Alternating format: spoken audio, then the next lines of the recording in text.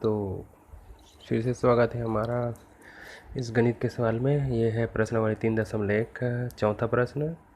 और चौथा का पहला प्रश्न है, कोष्ठक में दिया गया है x की घात a है और इसमें कोष्ठक बटे में x की घात b है और इस दोनों का घात जो है a प्लस b है। ठीक है। अब उसके बाद गुणा होने के बाद फिर x का घात b है और x का घात c है और पूरे का घात b प्लस c है। इसका गुना हुआ है, x का घात c है, x का घात a है और पूरे का घात c प्लस a है बराबर 1। हमको इतने को हल करके 1 लाना है। ठीक है। तो ज़्यादा कठिन नहीं है, बस आपको जो मैं बता रहा हूँ उसको अच्छे से ध्यान से समझना है। ठीक है, चलिए इसको हल करते हैं। इसमें सिंपल से जो घातांक के जो नियम है, सूत्र है, वो लागू होगा। देखिए कैसे बनेगा। मैं शॉर्ट कर ले लेता हूँ, मतलब ज़्यादा लंबा चौड़ा नहीं लिखूँगा। देखिए यहाँ पर x के घात a है और बटे में x के घात b है। ठीक है। तो आपको पता है कि जब दोनों का आधार एक है, ये भी x है ये भी x है, उसके घात अलग अलग है, तो इसको एक लिखेंगे तो मतलब एक साथ लिखेंगे सिर्फ, तो ऐसा हो जाएगा। x के घात a है, उसमें ये नीचे वाला का घात उसमें जाकर ऋण हो जाएगा, मतलब बटे में x लिखने की ज़रूरत नहीं होगा। ठीक है। तो ये इस तरह से हो जाएगा, x के घात a ऋण b हो जाएगा। ठीक है। तो बटे ख़त्म हो गया और कोष्ठक के बाहर क्या है, a धन b है। ठीक। अब यहाँ पर गुना है, ये भी वैसी है, x के घात b है बटे x के घात c है।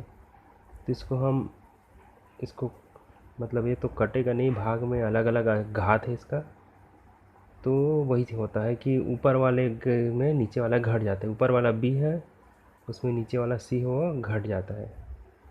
घातांक के नियम आपने पढ़ा होगा, जैसे कि क्या होता है, a के घात m है बटे a के घात n है।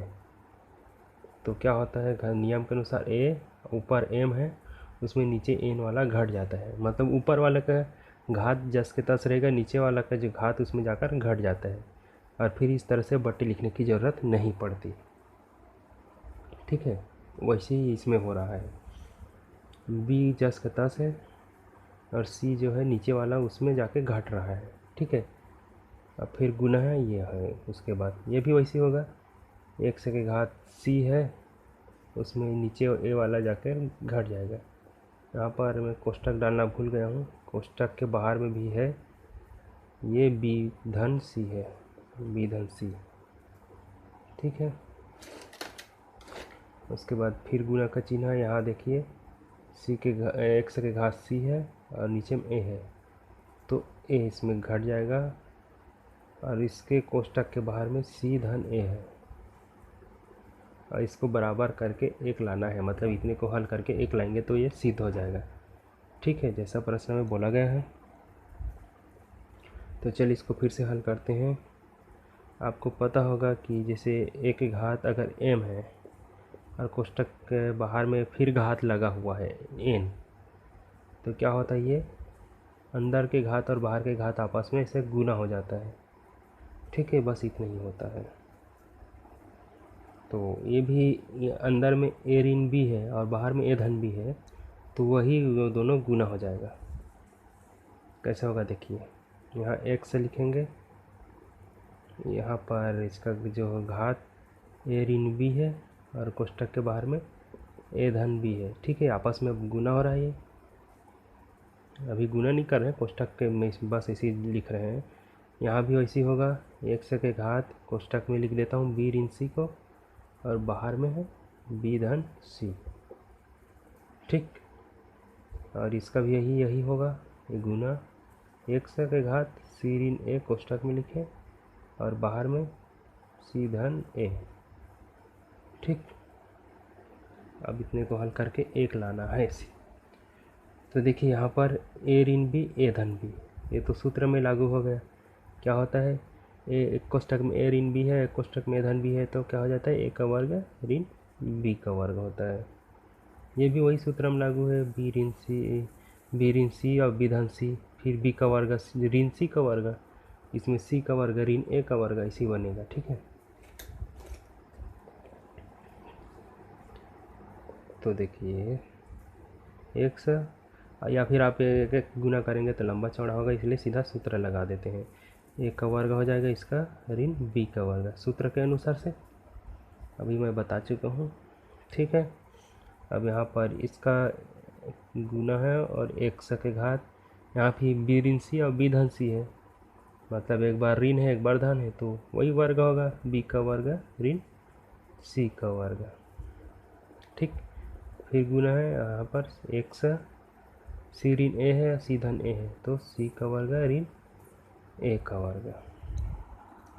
ठीक है, अब देखिए आपको पता है जैसे कि अगर ए के घात एक बार एम है गुना ए के घात एन है, तो क्या हो जाता है, ये हो जाता है ए के घात, और अगर ये जो है ऊपर वाला घात वाला एक दूसरे से जुड़ जाता है इस तरह से। अगर उसका आधार एक है एक जैसा है, जैसे ए भी ए है ए भी ए है, लेकिन घात अलग अलग है और गुना में है, तो ये नीचे वाला तो एक ही रहेगा, बस उसका जो घात है वो जुड़ जाता है इस तरह से। ठीक है, ये जो बताता हूँ वो फार्मूला है, नियम है इसका, घातांक का नियम। ठीक है, तो उसी तरह से ये तीनों का जो आधार एक है, ये भी एक्स है ये भी एक्स है ये भी एक्स है, और घात अलग अलग है, तो सबका घात जुड़ जाएगा। तो सिर्फ हमको एक से लिखना है एक बार। ठीक है, एक बार एक से लिखेंगे और सबको जोड़ देंगे, ए का वर्ग ऋण बी का वर्ग धन, इसको जोड़ते हैं बी का वर्ग ऋण सी का वर्ग धन करें, इसको लिख देते हैं सी का वर्ग ऋण ए का वर्ग। ठीक है, तो एक के घात इतना लंबा चौड़ा है, 1 2 3 4 5 6 अंकों में इसका जो है घात हो रहा है। अब देखिए जो जुड़ता है उसको जोड़िए, जो घटता है उसको घटा दीजिए। ए का वर्ग यहाँ देखिए धन में है और ए का वर्ग यहाँ ऋण में है, तो ए और ये घट जाएगा। ठीक है, ख़त्म हो जाएगा। ये बी ऋण में है ये बी धन में है, तो ये दूसरे को एक दूसरे को ख़त्म कर देगा। ये ऋण सी का वर्ग और धन सी का वर्ग ये भी एक दूसरे को ख़त्म कर देगा, ये ए के साथ ख़त्म, मतलब सब चीज़ घट गया है यहाँ पर, मतलब इतना का मान 0 हो जाएगा। ठीक है, ए का ए से घट जाएगा, ये ऋण है तो ये ऋण बी और धन भी एक ख़त्म हो जाएगा, ऋण सी और धन सी का एक ख़त्म हो गया, तो कुछ भी नहीं बच रहा है। इसका मतलब ये है कि हमें एक्स का घात जो है 0 मिलेगा।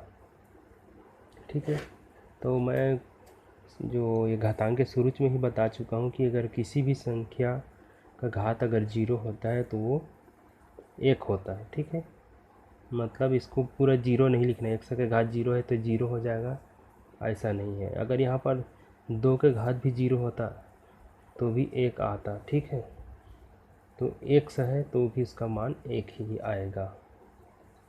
ठीक है, इसके बराबर 0 हो गया, यही आपका आंसर है, या सिद्ध हो गया, सिद्ध हुआ ऐसे लिख लेना।